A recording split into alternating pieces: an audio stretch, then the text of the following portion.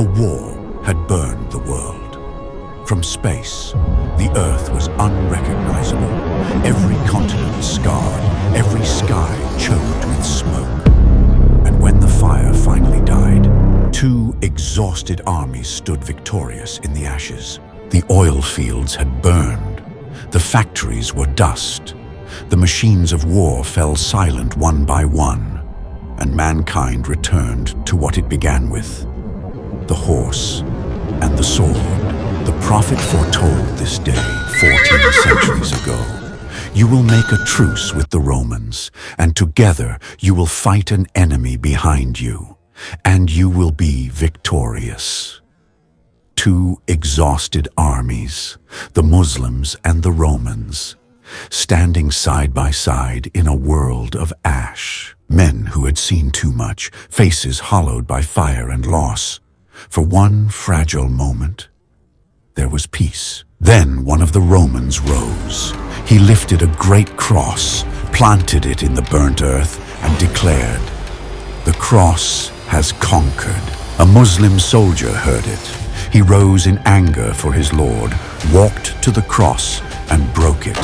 "No," he said, "Allah gave us victory." And the Roman seized an iron bar and struck him down where he stood.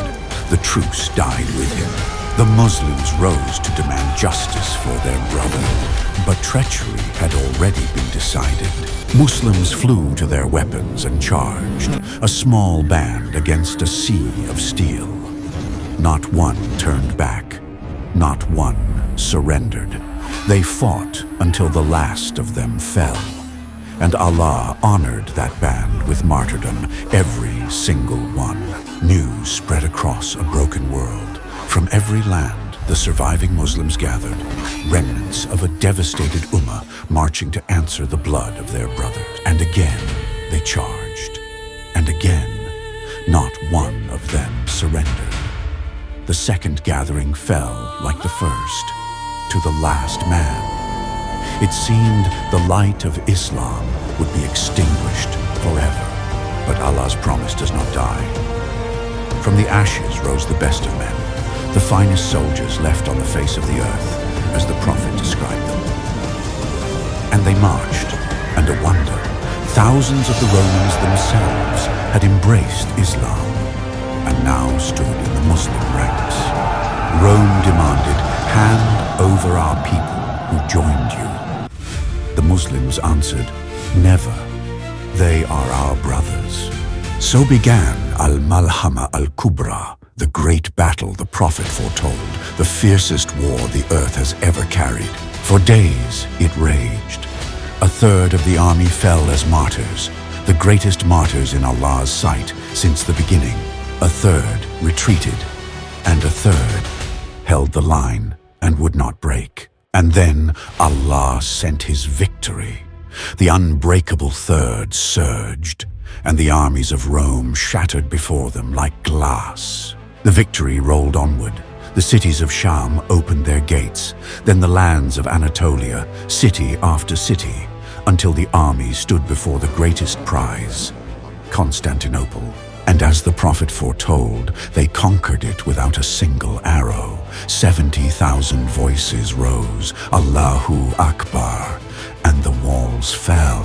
And as they divided the spoils in the conquered city, a scream tore through the camps. Shaitan himself crying, "The Dajjal has appeared among your families." It was a lie, but they left everything, and the finest horsemen raced home. The commander of the army ordered some of his riders to go to their cities to verify the truth. The messenger know them. He know their faces and their names. They will come saying, "The Dajjal has appeared." But then he truly came. The Dajjal, the one-eyed deceiver, emerged in the east, and with him 70,000 followers, growing by the hour. He commanded the sky, and it rained. He touched dead earth, and it bloomed. We see the truth even if you The do not. desperate and the starving fell at his feet, believing him a god. Only those whose faith was rooted in Allah saw the lie. He carried two rivers, one he called paradise, one he called fire. Prophet taught us the secret. His paradise is fire, and his fire is cool water. So the believer thrown into his fire found peace. He turned toward Makkah and Medina and could not enter them. At every gate and every mountain pass stood angels guarding, and the two sacred cities were forbidden to him. Even the earth beneath them rejected him. A young believer walked out to face him and declared before all, "You are the Dajjal the prophet warned us of." The deceiver struck him down and killed him. Then, before the crowds, brought him back to life to prove his godhood. But the young man rose and said, "Now I am more certain of who you are than ever." And when the Dajjal tried to kill him a second time, he could not. Allah had taken that power from him, and so came the silent day. The Muslim army gathered in Damascus for the war against the deceiver, knowing no man could kill him, waiting for a promise from the sky. And at the call to Fajr prayer, the sky opened. Isa, son of Maryam, the Messiah, descended at the white minaret east of Damascus, his hands resting on the wings of two angels. The Imam of the Muslims stepped back, offering him the prayer. But Isa declined. This prayer was called for you. And the Prophet of Allah prayed behind a man of this ummah, an honor for this nation until the end of time. And when the Dajjal saw him, he began to dissolve, melting like salt in water.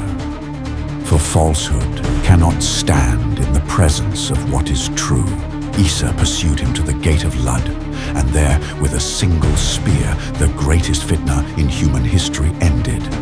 And the Messiah broke the cross, abolished the tribute, and called all mankind to one faith, accepting nothing but Islam. And the people of the book, seeing the true Messiah with their own eyes, believed. But the trials were not over. Allah revealed to Isa, "I have released servants of mine no army can fight. Take my believers to the mountain." And from every height, Ya'juj and Ma'juj poured forth, a flood of humanity beyond counting, broad-faced, narrow-eyed, wild, a people the earth had never known. They devoured everything living in their path. Their first ranks reached the lake of Tiberias and drank it, and their last ranks passed and said, "There was once water here." In their arrogance, they fired their arrows at the sky itself, and the arrows returned stained with blood. And they declared, "We have killed those on earth. Now we slaughter those in the heavens." And on the mountain of Tur, Isa and the believers were besieged until a bull's head became more precious to them than gold, and they raised their hands and prayed, and Allah answered. He sent upon them the Naghaf, worms in their necks, and in a single night, the millions who had darkened the earth fell silent, all of them, dead as one soul.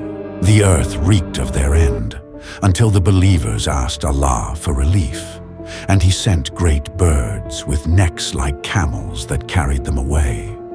Then a rain, like no rain before it, that washed the earth until it shone like a mirror. And the earth gave forth its blessings as never before.